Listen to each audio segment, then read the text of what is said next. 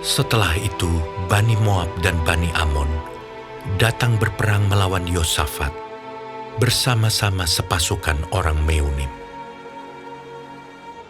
Datanglah orang memberitahukan Yosafat, Suatu laskar yang besar datang dari seberang laut Asin, dari Edom, menyerang tuanku. Sekarang mereka di Hazezon Tamar. yakni En-Gedi. Yosafat menjadi takut, lalu mengambil keputusan untuk mencari Tuhan. Ia menyerukan kepada seluruh Yehuda supaya berpuasa. Dan Yehuda berkumpul untuk meminta pertolongan daripada Tuhan. Mereka datang dari semua kota di Yehuda untuk mencari Tuhan. Lalu Yosafat berdiri di tengah-tengah jemaah Yehuda dan Yerusalem di rumah Tuhan, di muka pelataran yang baru, dan berkata, Ya Tuhan, Allah nenek moyang kami,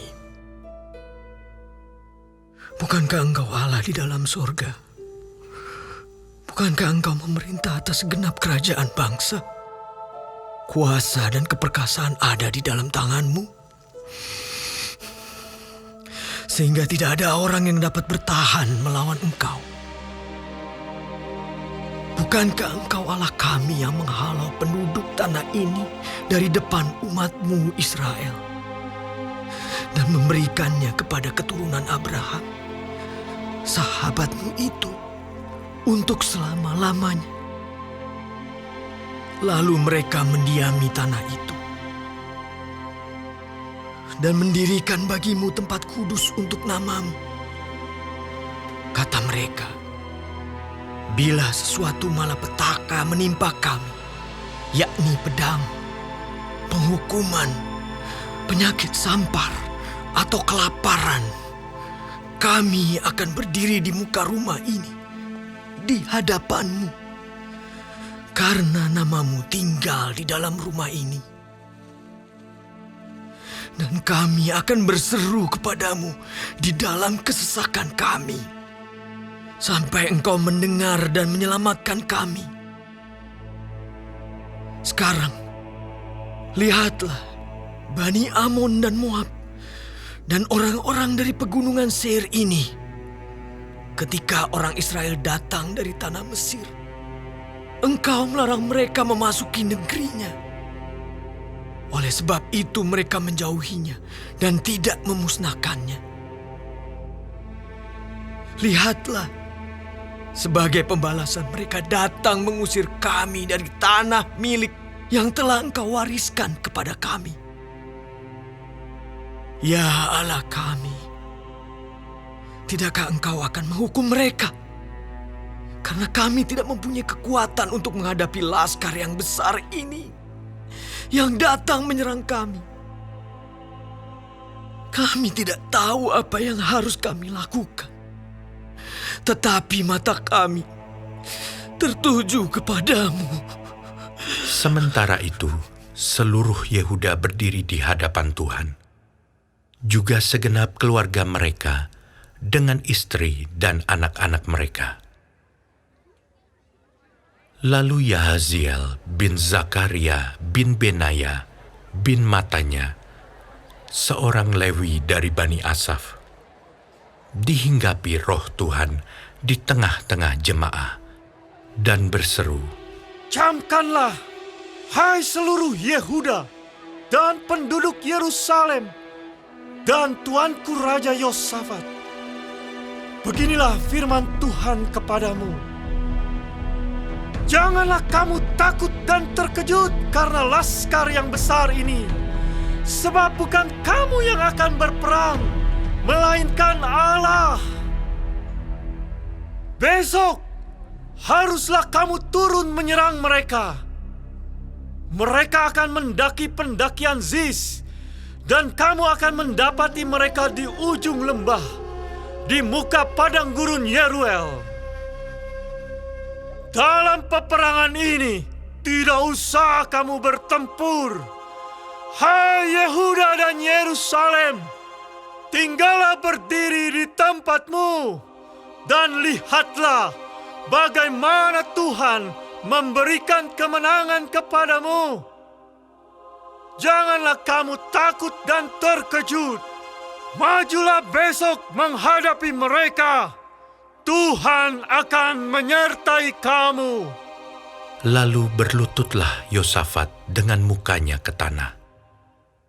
Seluruh Yehuda dan penduduk Yerusalem pun sujud di hadapan Tuhan dan menyembah kepadanya. Kemudian orang Lewi dari Bani Kehat dan Bani Korah bangkit berdiri untuk menyanyikan puji-pujian bagi Tuhan, Allah Israel, dengan suara yang sangat nyaring. Keesokan harinya pagi-pagi, mereka maju menuju padang gurun Tekoa. Ketika mereka hendak berangkat, berdirilah Yosafat dan berkata, Dengar, hai Yehuda dan penduduk Yerusalem, percayalah kepada Tuhan Allahmu, dan kamu akan tetap teguh. Percayalah kepada nabi-nabinya, dan kamu akan berhasil. Setelah ia berunding dengan rakyat, ia mengangkat orang-orang yang akan menyanyi nyanyian untuk Tuhan dan memuji Tuhan dalam pakaian kudus yang semarak pada waktu mereka keluar di muka orang-orang bersenjata sambil berkata, Nyanyikanlah nyanyian syukur bagi Tuhan, bahwasannya untuk selama-lamanya kasih setianya. Ketika mereka mulai bersorak-sorai dan menyanyikan nyanyian pujian, dibuat Tuhanlah penghadangan terhadap Bani Amon dan Moab dan orang-orang dari pegunungan Seir yang hendak menyerang Yehuda, sehingga mereka terpukul kalah. Lalu Bani Amon dan Moab berdiri menentang penduduk pegunungan Seir, hendak menumpas dan memunahkan mereka. Segera sesudah mereka membinasakan penduduk Seir, mereka saling bunuh-membunuh. Ketika orang Yehuda tiba di tempat peninjauan di padang gurun, mereka menengok ke tempat laskar itu. Tampaklah semua telah menjadi bangkai berhantaran di tanah. Tidak ada yang terluput. Lalu Yosafat dan orang-orangnya turun untuk menjarah barang-barang mereka. Mereka menemukan banyak ternak, harta milik, pakaian, dan barang-barang berharga. Yang mereka rampas itu lebih banyak daripada yang dapat dibawa. 3 hari lamanya mereka menjarah barang-barang itu, karena begitu banyaknya. Pada hari keempat, mereka berkumpul di lembah pujian. Di sanalah mereka memuji Tuhan, dan itulah sebabnya orang menamakan tempat itu lembah pujian hingga sekarang. Lalu pulanglah sekalian orang Yehuda dan Yerusalem dengan Yosafat di depan. Mereka kembali ke Yerusalem dengan sukacita karena Tuhan telah membuat mereka bersukacita karena kekalahan musuh mereka. Mereka masuk ke Yerusalem dengan gambus dan kecapi dan nafiri, lalu menuju rumah Tuhan. Ketakutan yang dari Allah menghinggapi semua kerajaan negeri-negeri lain ketika mereka mendengar bahwa Tuhan yang berperang melawan musuh-musuh Israel. Dan kerajaan Yosafat amanlah, karena Allah-Nya mengaruniakan keamanan kepadanya di segala penjuru. Yosafat memerintah atas Yehuda. Ia berumur 35 tahun pada waktu ia menjadi raja, dan 25 tahun lamanya ia memerintah di Yerusalem. Nama ibunya ialah Azubah. anak Silhi. Ia hidup mengikuti jejak Asa ayahnya. Ia tidak menyimpang daripadanya dan melakukan apa yang benar di mata Tuhan. Hanya bukit-bukit pengorbanan tidak dijauhkan. Bangsa itu belum mengarahkan hatinya kepada Allah, nenek moyang mereka.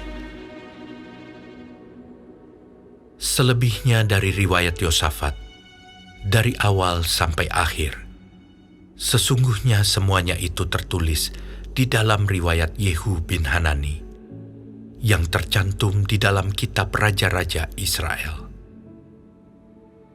Kemudian Yosafat, Raja Yehuda, bersekutu dengan Ahazia, Raja Israel, yang fasik perbuatannya. Ia bersekutu dengan Ahazia untuk membuat kapal-kapal yang dapat berlayar ke Tarsis. Kapal-kapal itu dibuat mereka di Ezion Geber. Tetapi Eliezer bin Dodawa dari Maresa bernubuat terhadap Yosafat, katanya, "Karena engkau bersekutu dengan Ahazia, maka Tuhan akan merobohkan pekerjaanmu." Lalu kapal-kapal itu pecah dan tak dapat berlayar ke Tarsis.